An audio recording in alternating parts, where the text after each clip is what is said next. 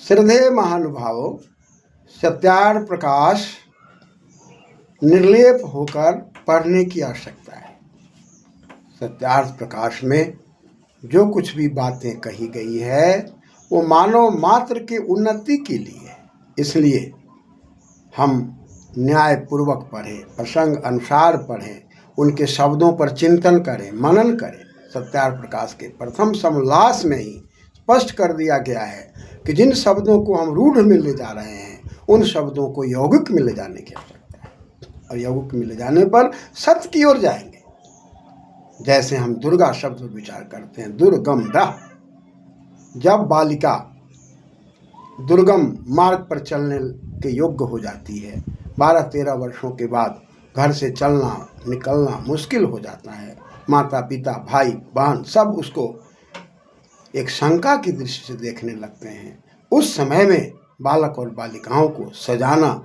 दुर्गा की प्राप्ति करना है। अतः हर बालिका दुर्गा है, उसका मार्ग बड़ा दुर्गम है, उसे विषम परिस्थिति में जीना है, उसको 2 घरों को सजाना है, एक अपने माता पिता से जन्म लेकर और एक दूसरा घर पति कुल को सजाना है। दोनों कुल के संतुलन के लिए वो विषमता और समता दोनों को समझेगी, और समझने के बाद वह सत्य के मार्ग पर चलकर, वेद के मार्ग पर चलकर, शास्त्रों के मार्ग पर चलकर सत्य क्या है और जैसा कि शुद्धिकरण क्या है, जिस पर विचार किया गया है कि जल के द्वारा तो शरीर की शुद्धि होगी, लेकिन सत्य के मार्ग पर चल के मन की शुद्धि होगी, और मन की शुद्धि करने के लिए, सत्य के मार्ग पर चलने के लिए शास्त्रों का अवलोकन तो करना पड़ेगा। और शास्त्रों के अवलोकन के अंदर जो वेद शास्त्र कहते हैं, हिरण्मयेन पात्रेण सत्यशापिहितं मुखम यो सावदित्य पुरुषः सोऽसावहम् ओम खम ब्रह्म। हिरण्मयी, तेजमयी, पुंजमयी साफ कहा जा रहा है कि पात्र सोने का यदि होता है उसमें जो भी जल रखा जाता है वो बड़ा निर्मल दिखाई पड़ता है। उसी प्रकार से हमारा हृदय स्वर्ण की तरह पवित्र हो जाए, हिरण्मय ज्योतिर्मयी, हिरण्मय न पात्रे न सत्यस्य अपिहितम मुखम। सत्य जो है हिरण्मयी है, ज्योतिर्मयी है, पुंजमयी है, प्रकाशमयी है, ज्ञानमयी है, और वह ढका हुआ है। सत्य का मुख ढका हुआ है ज्योति से, पुंज से। वो परम तत्व सत्य है जो भूत भविष्य वर्तमान में एक है, अपरिवर्तनशील है। जिस सत्य की सत्ता में हम नियामक की सत्ता को समझते हैं, जिसके अंदर प्रकृति की सत्ता को समझते हैं, जीव की सत्ता को समझते हैं, परम तत्व की सत्ता को समझते हैं, और इन सत्ता को समझ करके हम अपने जीवन के अंदर पवित्रता की ओर जाने का प्रयास करते हैं, जहाँ जल के माध्यम से हम नेत्रों को ऊर्जावान बनाते हैं,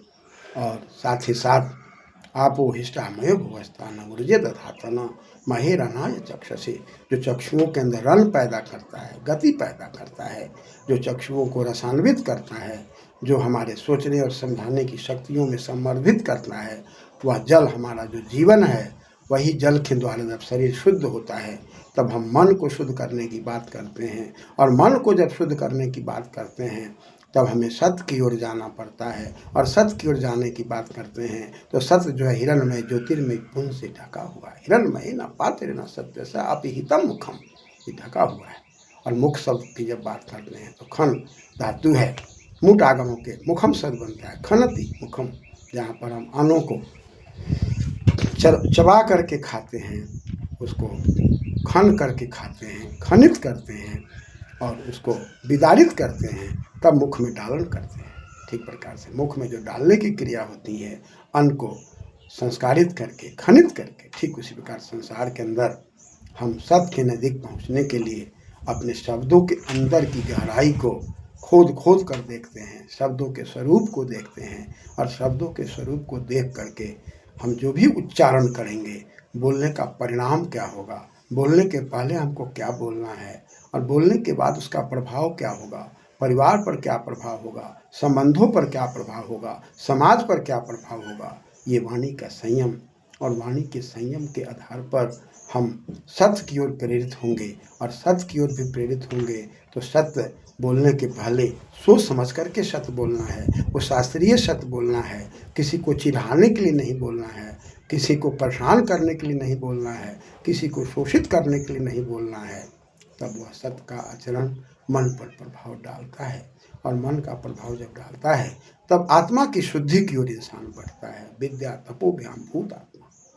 तब विद्या और तप की ओर आदमी जाकर आत्मा की सिद्धि की बात करता है। इधर कहता है हिरण्मयेन पात्रेण सत्यसा पिहितं मुखम यो असौ आदित्य पुरुष,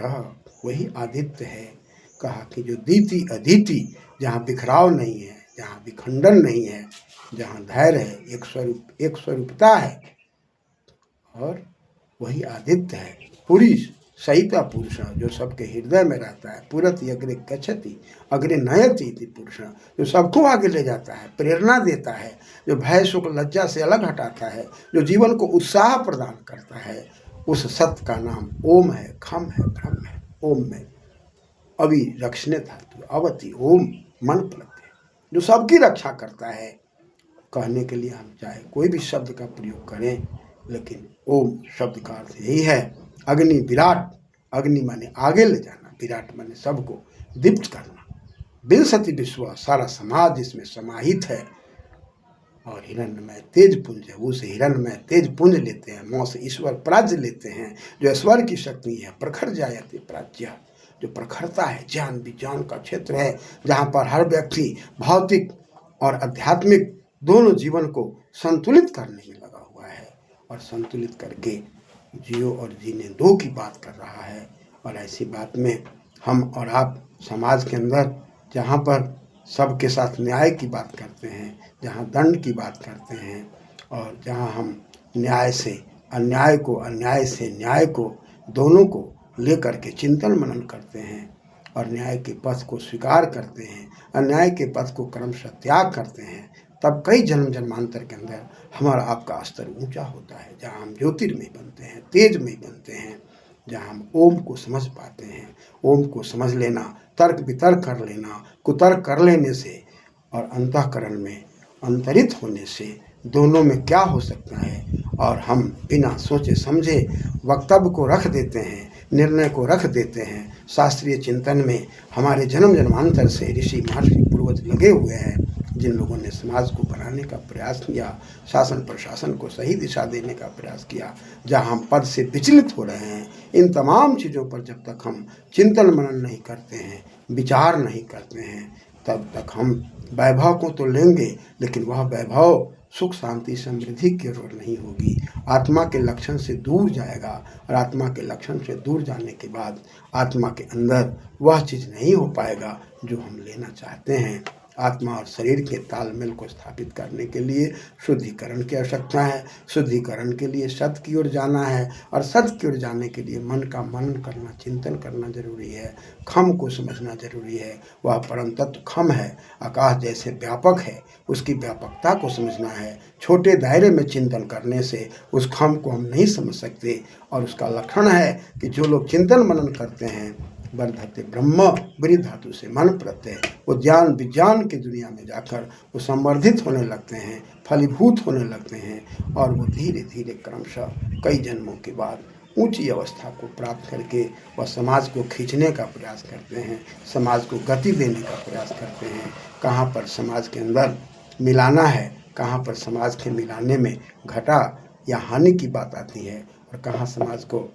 विघटित होना है, कहाँ समाज को संगठित होना है। इन तमाम चिंतनों पर चिंतन करते हुए, ऊंचे स्तर पर विचार करते हुए, हम ज्ञान की दुनिया में विचरण करते हुए,